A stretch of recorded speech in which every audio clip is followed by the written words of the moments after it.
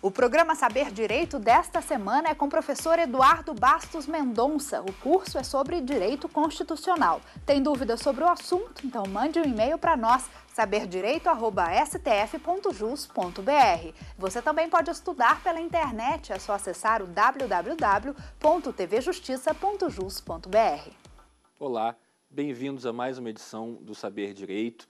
Meu nome é Eduardo Mendonça, professor de Direito Constitucional. E o tema geral do curso, o tema que nós trataremos ao longo da semana, é a separação dos poderes e a judicialização da política. É um tema que está na ordem do dia e que tem a ver com a ascensão do poder judiciário na definição de temas polêmicos relacionados à política e às relações sociais. Para percorrer esse tema, será necessário passar por algumas etapas teóricas, sobretudo ligadas à separação dos poderes, à interpretação constitucional e à construção judicial do direito. Eu vou iniciar, portanto, com um panorama da separação dos poderes nos pontos que são diretamente ligados ao nosso tema geral. Em primeiro lugar, a separação dos poderes, o termo separação dos poderes, pode induzir o leitor ou o espectador em erro, porque passa a impressão de que haveria poderes estatais paralelos que competiriam ou disputariam entre si a primazia na definição das políticas públicas. Não é exatamente isso, porque o poder estatal, por definição, é unitário. O poder do Estado é o poder de determinar a conduta das pessoas coativamente, se necessário. Como se sabe, o Estado tem o monopólio do uso legítimo da força. Portanto, o poder é um só. O que existe é uma divisão funcional do poder, uma separação do poder em funções diferentes que são atribuídas a órgãos também distintos por um conjunto de razões de ordem constitucional e institucional. De forma geral, a contenção, o controle desse poder para evitar a arbitrariedade, tema ao qual voltaremos. Mas não apenas isso, também a especialização, a ideia de se criar uma expertise e aumentar a eficiência e a efetividade da atuação do Estado. Portanto, embora se fale em separação dos poderes, em rigor o que se tem é uma divisão do poder estatal único. Apesar disso, o termo separação dos poderes é amplamente difundido, não só no Brasil, como em todo o mundo. O princípio é aplicado em praticamente todas as democracias e, por conta disso, é o termo geral, inclusive previsto na Constituição, no artigo 2º, que fala nos poderes independentes e harmônicos entre si. Essa, portanto, é a definição geral com a qual trabalharemos e que será desenvolvida ao longo do nosso curso. A origem histórica da separação dos poderes remonta a um período muito antigo. Quer dizer, se fala que desde a antiguidade, de certa forma, já havia um embrião dessa ideia básica. Não significa que ela, desde o começo, foi teorizada e foi desenvolvida com os mesmos contornos de hoje, mas sim que desde a antiguidade já havia um embrião, um germe dessa ideia básica. Se fala que em Políbio, já na Grécia Antiga, já se desenvolvia a ideia de que dividir o poder por órgãos e estruturas diferentes, com formas de atuação e lógicas de atuação diferentes, poderia contribuir tanto para a efetividade do poder quanto para o seu controle e a sua legitimidade. Apesar dessa origem remota, a verdade é que o conceito se consolida e se sedimenta nas revoluções liberais, a partir da Revolução Inglesa do século XVI em diante e, sobretudo, nas revoluções francesa e americana. O contexto histórico é muito fácil de entender e ajuda a que se perceba qual é o alcance e qual é a finalidade desse princípio. O contexto histórico, como se sabe, era o de superação do absolutismo, superação, portanto, de um poder inteiramente concentrado e, por conta disso, potencialmente e, às vezes, efetivamente arbitrário. Quando, nas revoluções liberais, o povo se organiza, naturalmente por meio da burguesia como fio condutor, mas o povo se organiza para superar esse poder absoluto concentrado, a ideia de separação dos poderes se impõe como natural. Natural a ponto de a Declaração dos Direitos do Homem e do Cidadão, que é a Declaração de Direitos da Revolução Francesa, chegar a dizer no seu artigo 16 que um Estado em que não houvesse separação dos poderes e garantia dos direitos individuais não teria Constituição. Naturalmente, não teria Constituição no sentido normativo, Constituição no sentido do constitucionalismo, movimento político de limitação do poder por meio de um documento escrito que se coloca acima das manifestações desse poder constituído. Portanto, desde aquele momento, a separação dos poderes se incorpora como um dogma democrático, um verdadeiro pressuposto da atuação do Estado de Direito, e desde então é reproduzida não só nas constituições, como na prática política dos diferentes Estados democráticos. Esse conceito básico ainda continua sendo válido.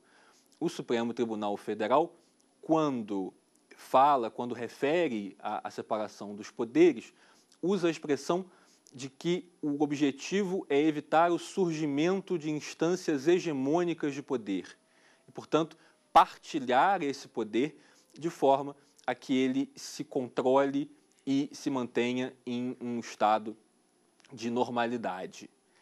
Além desse aspecto de controle, também há, como eu mencionei, a ideia de aumentar a efetividade, aumentar a expertise e, portanto, aumentar a eficácia da ação estatal. Mas a função de controle tem um papel de destaque e é o grande fundamento pelo qual se adota a separação dos poderes. O nosso tema geral, como eu disse, é a judicialização da política. E, para entender em que medida o judiciário assume um papel de destaque e de que forma esse destaque não significa um desprestígio indevido aos outros poderes, é necessário entender exatamente como esse princípio se organiza e como esse princípio impõe determinadas exigências ao poder público. Portanto, já sabemos que o princípio da separação dos poderes determina a divisão funcional do poder, a divisão do poder em diferentes órgãos que devem se equilibrar, e já sabemos que a origem histórica mais próxima remonta às revoluções liberais e desde então foi incorporada e amplamente praticada nos estados democráticos em geral. O nosso próximo ponto, que é o ponto central, o ponto de maior interesse, é o conteúdo jurídico, aquilo que se exige, aquilo que se determina a partir da separação dos poderes. E aqui é possível dizer que há dois conteúdos básicos, duas exigências básicas que se complementam, que fazem uma interação relevante entre si. A primeira delas é a ideia de independência orgânica e a segunda, a ideia de especialização funcional. Os termos são, em grande medida, autoexplicativos, mas há uma série de contornos interessantes que é preciso referir. Nessa primeira aula, ficaremos limitados ao conceito de independência orgânica, ao passo que o segundo conceito será mais desenvolvido, mais aprofundado na segunda aula. Portanto, o próximo ponto, o primeiro conteúdo relevante é esse da independência orgânica. Como o nome já sugere, independência orgânica é a independência entre os diferentes órgãos que receberam essa partilha do poder político. Com esse conteúdo, a independência orgânica é inerente ao próprio princípio da separação dos poderes. O poder é dividido entre órgãos que têm uma independência entre si, como pressuposto para que haja uma divisão efetiva. Se não houver independência entre eles, continuaríamos com o mesmo sistema de dominação de uma instância central, apenas delegando e coordenando outras instâncias que estariam sob a sua tutela. Portanto, a independência orgânica ela é inerente à própria ideia de separação dos poderes. Disso decorre que cada um dos poderes tradicionais, executivo, legislativo e judiciário, se coloca num plano de coordenação e não de subordinação entre si. Portanto, eles não estabelecem hierarquia entre si e, mais do que isso, eles devem respeito às esferas recíprocas de atuação. Essa independência orgânica é o motivo pelo qual não se admite que um mesmo agente público exerça simultaneamente função em mais de um poder, na medida em que isso promoveria uma confusão entre os poderes, quebrando essa independência, essa separação original. É lógico que esse é um princípio jurídico e que, portanto, deve ser observado na prática. Em momentos de exceção, ele não se realiza, ou pelo menos não se realiza na plenitude. No regime constitucional anterior à Constituição de 88, havia uma clara preponderância prática do poder executivo, embora a Constituição registrasse, em tese, a separação dos poderes de forma plena.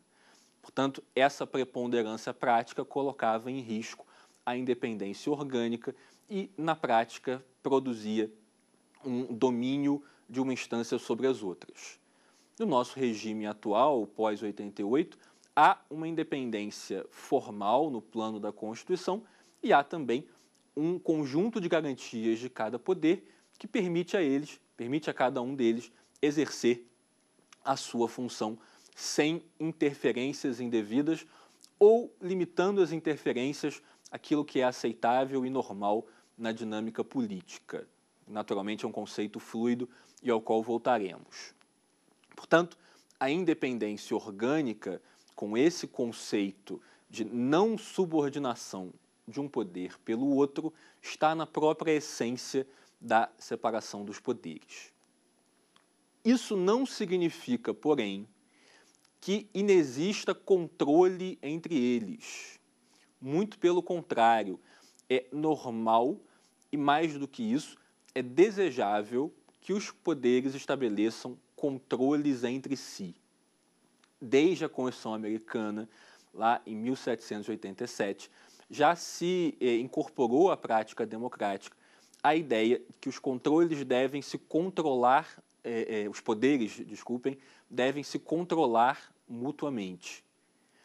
Os americanos chamam isso de checks and balances, que seria, na tradução literal, verificações e equilíbrios, verificações e balanceamentos.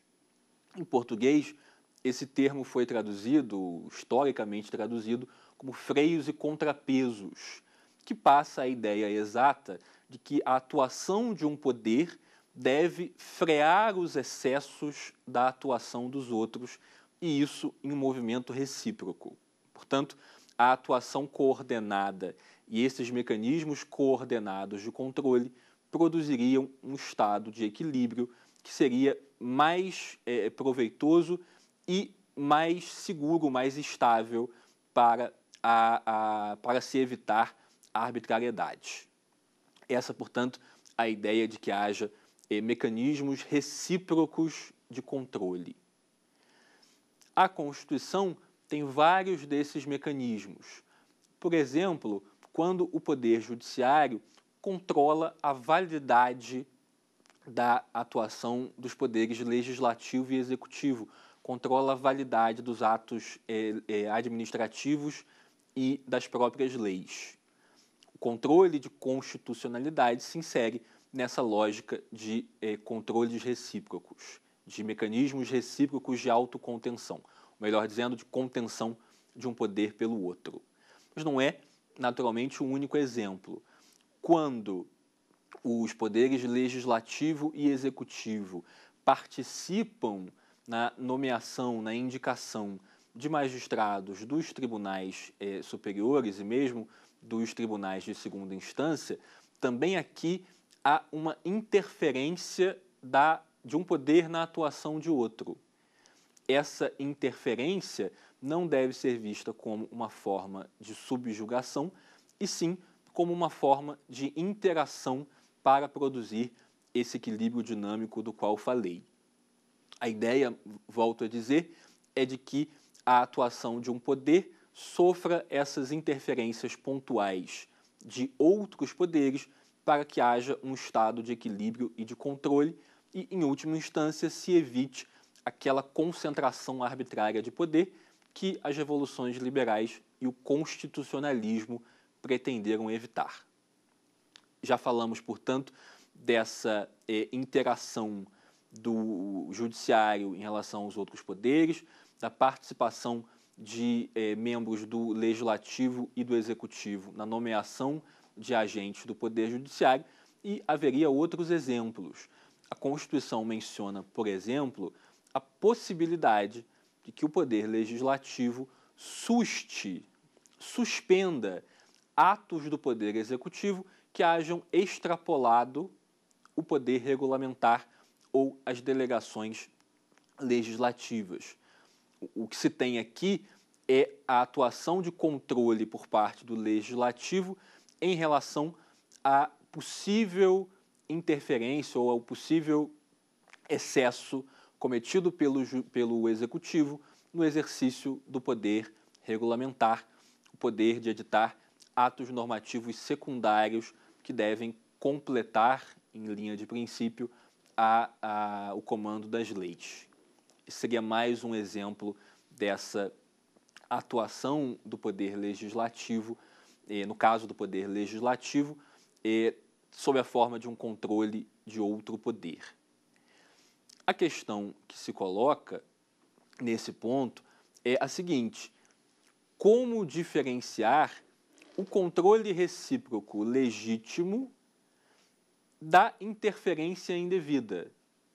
Onde está a fronteira entre o exercício legítimo do poder e a interferência indevida, que seria, portanto, inconstitucional? Vamos guardar essa pergunta. Temos agora uma indagação de um dos nossos telespectadores e eu retomo a aula daquele ponto. Olá, professor. O meu nome é Raíssa Lopes e a minha dúvida é: qual é a origem da ideia de separação de poderes? A pergunta, portanto, versa sobre a origem da separação dos poderes. Como eu mencionei, há uma origem remota que pode ser identificada na antiguidade, a ideia de que a divisão do poder em diferentes estruturas decisórias poderia promover mais controle, menos arbítrio e mais efetividade, mas a verdade é que essa ideia se incorpora à prática política e se torna um princípio quase universal nas democracias a partir das revoluções liberais. E, como eu disse, o contexto ajuda a entender a finalidade e o sentido do princípio. A ideia era superação do absolutismo e, portanto, evitar que um poder concentrado acabasse se tornando arbitrário. Essa é a origem contemporânea, a origem moderna do conceito, que desde então se difundiu. Vale dizer, aproveitando o gancho, que o princípio continua em permanente evolução. É típico dos princípios que haja uma concretização de diferentes formas e, por conta disso mesmo, a separação dos poderes assume, em diferentes estados, diferentes contornos. E mesmo em um estado único, mesmo no Brasil, por exemplo, a separação dos poderes já teve diferentes alcances e diferentes significações práticas. Não só em ordens constitucionais anteriores, mas também na própria evolução da Constituição de 88. Há uma série de desenvolvimentos, ou houve uma série de desenvolvimentos que alteraram pontualmente o sentido de concretização da separação dos poderes. Por exemplo, em relação à forma de o Poder Executivo executar as suas competências legislativas atípicas, tema ao qual voltaremos. As MPs, as medidas provisórias, passaram por uma significativa reestruturação com a Emenda 32, o que não deixa de ser uma forma de alterar pontualmente a separação dos poderes. Da mesma forma, a criação do CNJ, do Conselho Nacional de Justiça, pela Emenda 45, também não deixa de ser uma forma de alterar pontualmente a concretização do equilíbrio e do arranjo entre poderes. O importante aqui é que se preserve a ideia básica, o núcleo essencial do princípio, e, preservado esse núcleo, a evolução é possível, necessária e até desejável. Portanto, apesar da sua origem histórica remota e da sua concretização nas revoluções liberais, o princípio da separação dos poderes é permanentemente uma obra em evolução. O nosso tema geral de judicialização da política demonstra isso. Ele envolve a ascensão do judiciário, como eu disse, ocupando um espaço que antes era prioritariamente ocupado pelas instâncias tipicamente políticas. Nós voltaremos a esse tema seguidas vezes por ser o nosso tema geral. Volto então ao ponto em que estávamos. Até aqui já vimos a origem histórica e começamos a ver o conteúdo jurídico, as exigências que podem ser feitas a partir do princípio da separação dos poderes. A primeira delas, a independência orgânica, a exigência de que diferentes órgãos estatais operem sem subordinação. Essas diferentes estruturas estatais operem em coordenação e não de forma subordinada, sem subordinação umas às outras.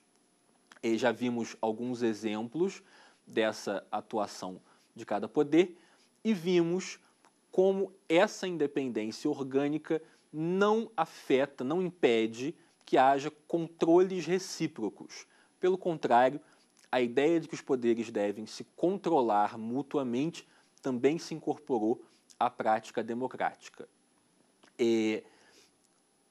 Paramos na distinção entre o controle recíproco legítimo e o eventual abuso, o controle indevido que acabaria invalidando ou enfraquecendo essa independência orgânica. A lógica aqui é bastante simples. Por se tratar de uma exceção, o controle é possível, porém não é presumido, ele só será admissível nas hipóteses expressamente previstas na Constituição Federal. Vale dizer, o controle de um poder pelo outro é indispensável a que haja o equilíbrio verdadeiro entre eles, mas também não se presume. Ele é admissível nos pontos em que a Constituição tiver expressamente mencionado e delimitado a sua forma de exercício. Essa é uma lógica geral amplamente consagrada na jurisprudência do Supremo Tribunal Federal. Os controles devem ser preservados, mas não podem ser estendidos pela via interpretativa. O Supremo Tribunal Federal chega a mencionar que os estados e municípios sequer podem criar novas formas de controle. Estão vinculados àqueles controles já existentes, já previstos na Constituição Federal. Em parte, como se sabe, isso tem a ver com a ideia de simetria, com o chamado princípio da simetria, pelo qual a jurisprudência do Supremo Tribunal Federal estende aos estados e municípios os princípios básicos, as regras básicas de organização política previstas para a União. A lógica aqui é que a organização básica dos poderes não deve estar sujeita a variações criadas pelos estados e municípios. Naturalmente, é uma lógica que deve ser tomada com certo cuidado em um Estado federativo para não se suprimir o espaço normal de autonomia de cada um dos entes. Mas é uma lógica recorrente na jurisprudência do Supremo. E, portanto, também por conta da simetria, os estados e municípios não podem criar novas formas de controle recíproco. Devem se ater àquelas que já estão previstas na Constituição Federal. Mas não só por conta do princípio da simetria. O Supremo destaca reiteradas vezes que, por serem excepcionais, por serem exceções pontuais à regra geral da independência orgânica, os controles recíprocos não se presumem e devem se ater àquilo que o constituinte originário predeterminou. Por exemplo, o Supremo Tribunal Federal reiterou e mencionou essa limitação na ação direta de inconstitucionalidade número 2411, relatada pelo ministro Carlos Aires Brito. Nesse caso, só um segundo, por favor. Nesse caso, o Supremo tratou de uma hipótese em que uma Constituição estadual previa a possibilidade de a Assembleia Legislativa convocar o presidente do Tribunal de Justiça para que prestasse esclarecimentos na casa. Portanto, inovava em relação ao sistema da Constituição Federal, que admite a convocação de ministros de Estado, o que levaria, pela simetria, a possibilidade de convocação de secretários de Estado. A Constituição Federal não fala nada sobre a possibilidade de convocação de magistrados para prestarem esses esclarecimentos. E tampouco fala da possibilidade de convocação dos presidentes de tribunais. Portanto, a Constituição Estadual aqui havia inovado, havia pré-determinado que a Assembleia teria essa competência para convocar o presidente do Tribunal de Justiça e que o seu não comparecimento importaria crime de responsabilidade, ao que o Supremo Tribunal Federal entendeu que essa seria uma inovação no sistema de freios e contrapesos, no sistema de controles recíprocos, que por conta disso não seria compatível com a separação dos poderes. A possibilidade de extensão e criação de novos mecanismos de controle no plano estadual e municipal, portanto, é inteiramente afastada. Um tema mais interessante e um pouco mais complexo tem a ver com a possibilidade de que novas formas de controle venham a ser criadas pela Constituição Federal, por meio de emendas ao seu texto. Essa é uma situação mais sensível, mais complexa, na medida em que seria o próprio Constituinte derivado federal a introduzir uma nova forma de controle. Há algumas decisões do Supremo destacando que essa possibilidade deve ser entendida com a máxima limitação, tendo em vista que uma emenda à Constituição não poderia enfraquecer a lógica básica, o núcleo essencial do princípio da separação dos poderes. Esse o princípio da separação dos poderes é uma das cláusulas pétreas, um daqueles conteúdos que são protegidos até mesmo contra a atuação do poder constituinte derivado, previsto lá no artigo 60, parágrafo 4º da Constituição. Isso não significa, porém, que nenhuma alteração seja possível. Como eu mencionei, é normal que haja evoluções pontuais, não apenas nesse princípio, como nos princípios em geral da Constituição. E, portanto, é possível que uma emenda à Constituição introduza uma forma nova de concretização que possa, de alguma maneira, constituir uma interferência de um poder na atividade do outro. Embora não haja decisões tratando explicitamente dessa possibilidade, há decisões que tangenciam a matéria e que demonstram a viabilidade desse tipo de inovação. Paro um minuto aqui para ouvirmos uma nova pergunta e então retomo desse ponto. Olá, professor. Meu nome é Pedro Bruce e eu queria saber qual é a relevância do princípio da separação de poderes na Ordem Constitucional de 1988. Essa pergunta justificaria uma aula em si mesma. Quer dizer, a ideia de que, ou melhor dizendo, a indagação sobre qual é a importância da separação dos poderes remete àquelas finalidades básicas que eu mencionei no começo da nossa conversa. Quais sejam controle do poder, evitando a arbitrariedade, e o aumento da efetividade e da eficiência da atuação estatal. A relevância do princípio é inestimável, tanto assim que as democracias em geral o adotam, ainda que com variações pontuais quanto à sua forma de concretização. Não é possível comparar, por exemplo, a concretização da separação dos poderes em um Estado parlamentarista e em um Estado presidencialista. O relacionamento entre os poderes executivo e legislativo é muito mais íntimo e muito mais próximo no primeiro sistema do que no segundo. Apesar dessas variações, as democracias em geral consagram o princípio porque é considerado um postulado básico do Estado de Direito. E, portanto, a separação dos poderes é essencial no arranjo entre essas estruturas. O nosso tema geral da judicialização da política envolve diretamente uma determinada forma de compreensão da separação dos poderes.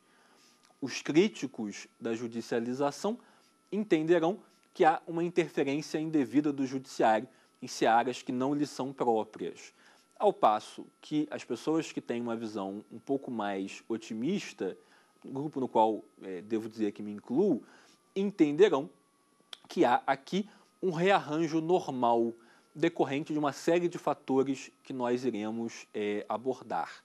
Portanto, essa atuação mais intensa ou mais criativa do Poder Judiciário não seria em si mesma uma forma de interferência indevida, e sim uma nova conformação do princípio da separação dos poderes. Mas, num caso ou num outro, a resposta quanto à legitimidade da atuação dos poderes estatais pressupõe que se faça um certo juízo, uma certa avaliação quanto ao sentido da separação dos poderes. É nesse sentido que se trata de um princípio central.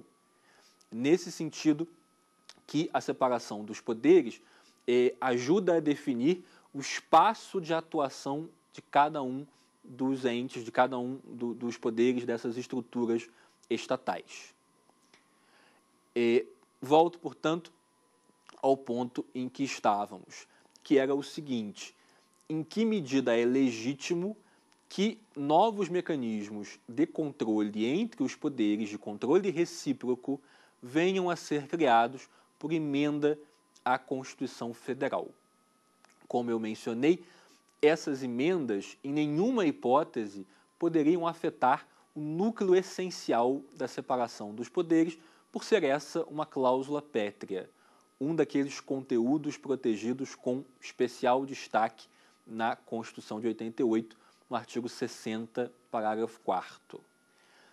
Isso não significa, porém, que o princípio seja imutável, que seja impossível introduzir alterações pontuais na sua forma de conformação. O Supremo Tribunal Federal já reconheceu essa possibilidade de alteração pontual, de modificação na forma de concretização em diversos casos.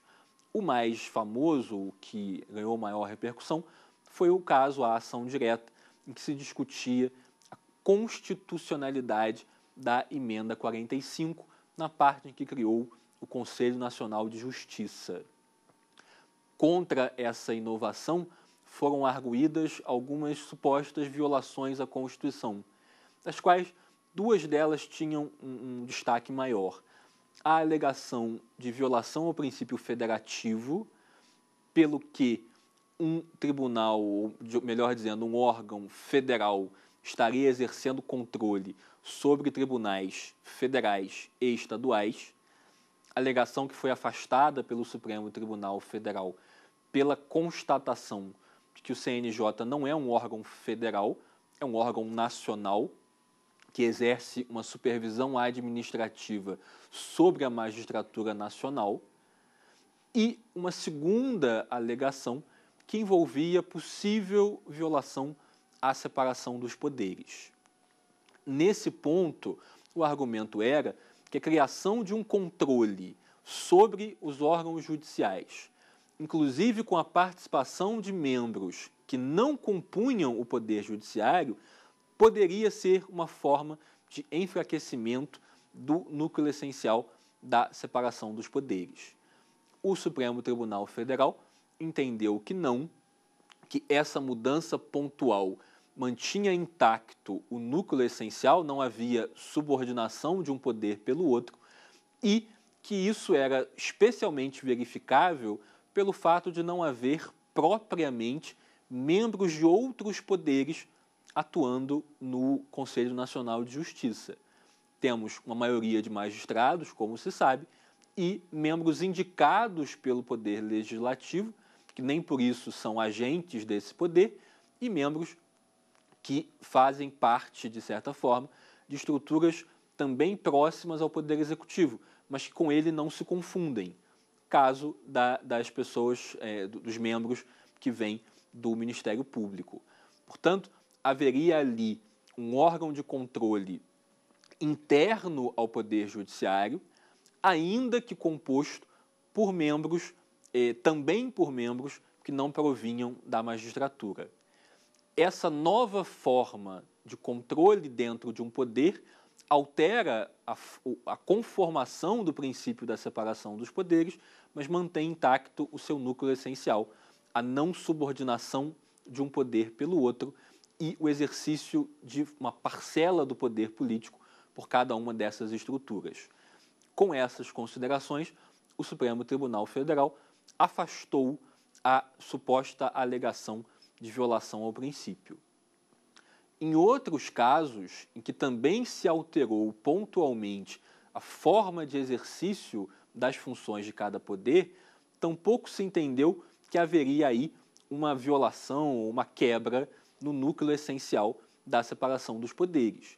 Um caso especialmente interessante, ao qual eu já me referi, envolveu a emenda 32, a emenda que promoveu uma considerável releitura do poder do presidente da República de editar medidas provisórias. Esse poder foi sensivelmente reduzido, houve uma série de novos controles introduzidos em relação a essa competência, sem que por isso se imaginasse que essa restrição pontual estaria, de alguma forma, impactando o núcleo essencial do princípio e, portanto, estaria causando uma modificação inconstitucional.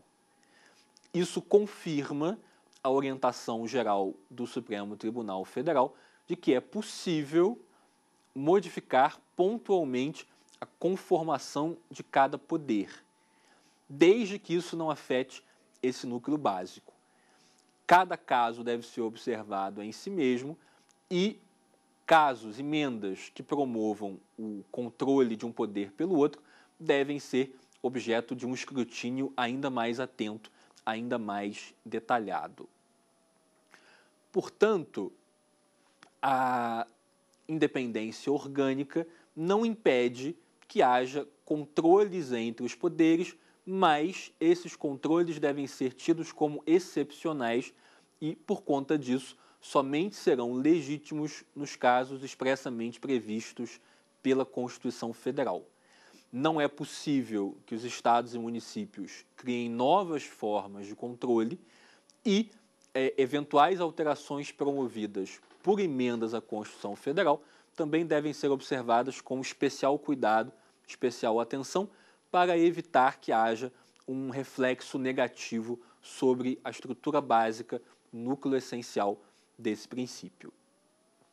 Com essas considerações, nós terminamos a primeira exigência básica, o primeiro conteúdo básico da separação dos poderes, que é essa independência orgânica, essa não subordinação de um poder pelo outro. O segundo conteúdo básico da separação dos poderes está diretamente ligado a esse primeiro, e é a especialização funcional. Aqui, o que se determina é que cada um daqueles poderes estatais que receberam uma função da Constituição tenha uma especialização nessa sua função. Portanto, o princípio da separação dos poderes divide reparte o poder político do Estado em funções diferentes e atribui cada uma delas a um órgão diferente, a uma estrutura diferente. No caso, os poderes legislativo, executivo e judiciário. Cada um deles exerce uma função que lhe é própria.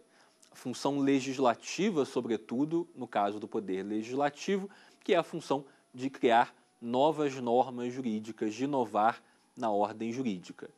É claro que essa função tem passado por uma considerável reformulação, da qual nós iremos falar com mais detalhe.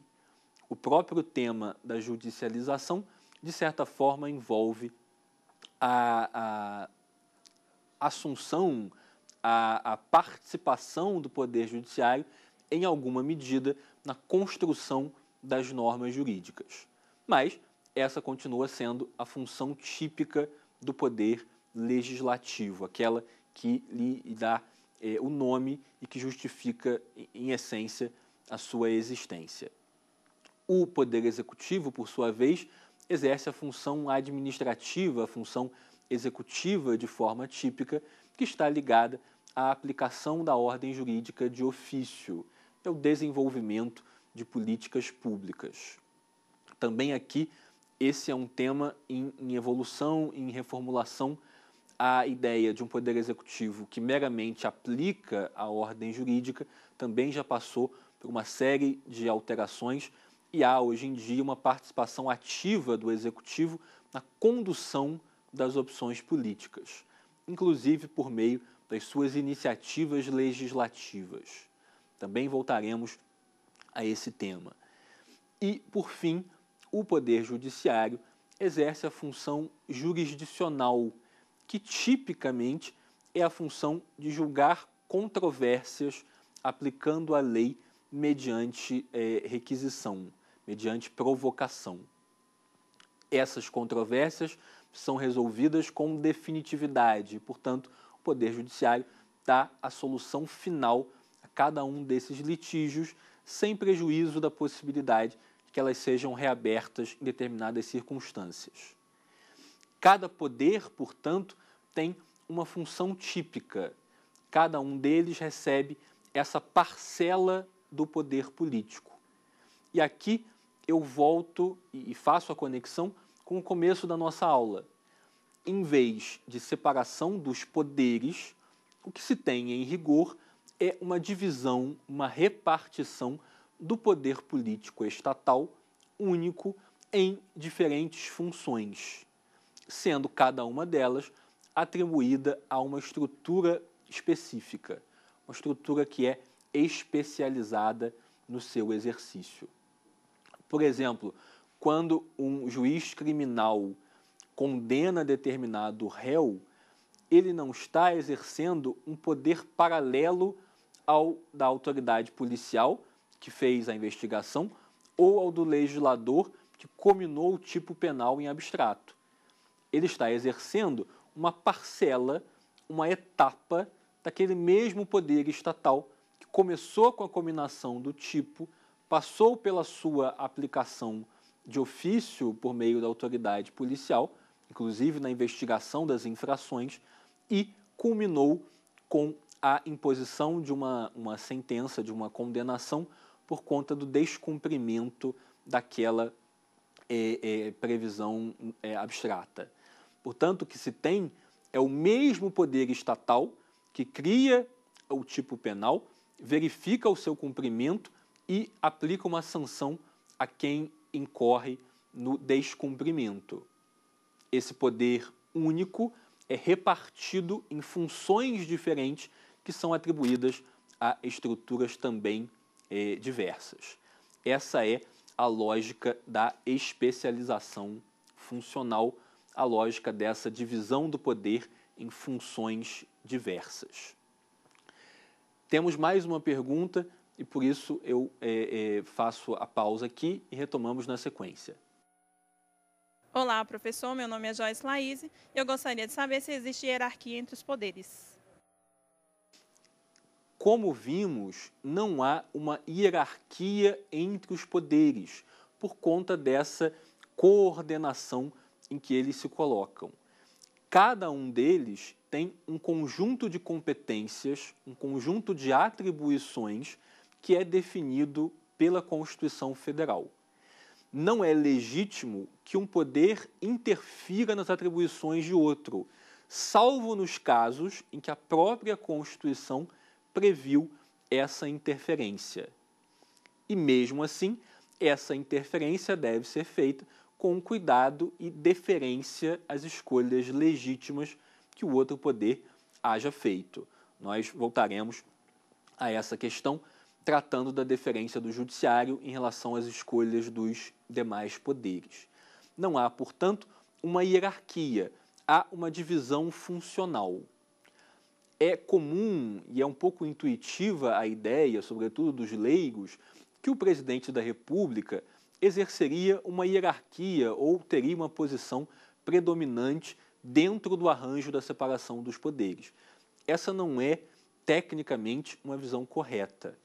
Ainda que o presidente da República represente a República Federativa como um todo e, portanto, exerça um papel cerimonial e até de unidade nacional relevante, as competências que ele exerce não são mais importantes e nem se sobrepõem às competências dos outros poderes. Há uma divisão funcional, como eu tenho mencionado, e essa divisão funcional decorre diretamente da Constituição. É por conta disso que há a possibilidade, por exemplo, de controle dos atos do Executivo pelo Poder Legislativo, por exemplo, quando ocorre a suspensão do ato normativo secundário que tenha extrapolado o poder regulamentar, da qual falamos no começo, ou pelo Poder Judiciário, por exemplo, no controle de constitucionalidade dos atos em geral, inclusive atos normativos editados pelo presidente e pela administração. Não há, portanto, uma hierarquia formal entre os poderes, há uma coordenação. Pelo contrário, dos momentos em que a hierarquia foi criada, não formalmente, mas na prática, o que se teve foi um desequilíbrio na separação dos poderes em detrimento das liberdades, em detrimento do Estado de Direito. Portanto, a ausência de hierarquia é um dos pressupostos da separação dos poderes, devidamente registrado no artigo 2º da Constituição, que menciona a existência de poderes independentes e harmônicos entre si. Independentes e que devem atuar em harmonia. Volto, portanto, para fazer um fechamento geral da nossa primeira aula e já deixar alguns pontos indicados e devidamente lançados para a próxima.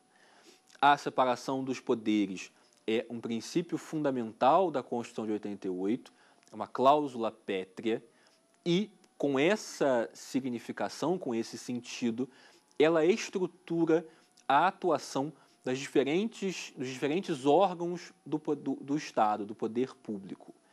A separação dos poderes tem o papel central de evitar o surgimento de instâncias hegemônicas de poder, a terminologia do Supremo Tribunal Federal, ou seja, evitar que o poder concentrado tenda a se tornar arbitrário, o que naturalmente se faria em detrimento das liberdades, em detrimento da autonomia individual. Esse princípio tem uma origem remota lá na antiguidade, quando a ideia de dividir o exercício do poder para controlá-lo já havia sido cogitada, já havia sido aventada, mas tem a sua introdução prática e efetiva com as revoluções liberais, a sua teorização com as revoluções liberais. Sobretudo a partir da Revolução Francesa e Americana, em que a teorização foi mais relevante, sem prejuízo de já haver sido introduzido na Revolução Inglesa, com seu perfil gradual, de gradual limitação do poder monárquico. Nesse momento, nas revoluções liberais, ocorre o surgimento do constitucionalismo, a ideia de limitação do poder pela Constituição E dentro desse contexto, o princípio da separação dos poderes assume um papel central. Ele é praticado em todos os estados democráticos, ainda que haja variação entre um e outro modelo concreto. Mas é praticado amplamente nos estados democráticos como pressuposto de controle estatal e proteção das liberdades.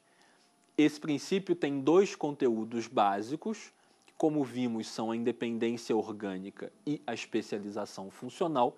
Independência orgânica, a ausência de subordinação entre cada uma dessas estruturas, sendo esse um pressuposto para que a separação seja efetiva, produza o seu objetivo. A especialização funcional, como vimos, está associada à atribuição de uma função típica de uma parcela do poder político a cada uma dessas estruturas, e essa parcela será exercida, em princípio, com predominância. Voltaremos a esse tema na segunda aula. Ficamos por aqui nessa primeira e agradeço a atenção e a audiência de todos.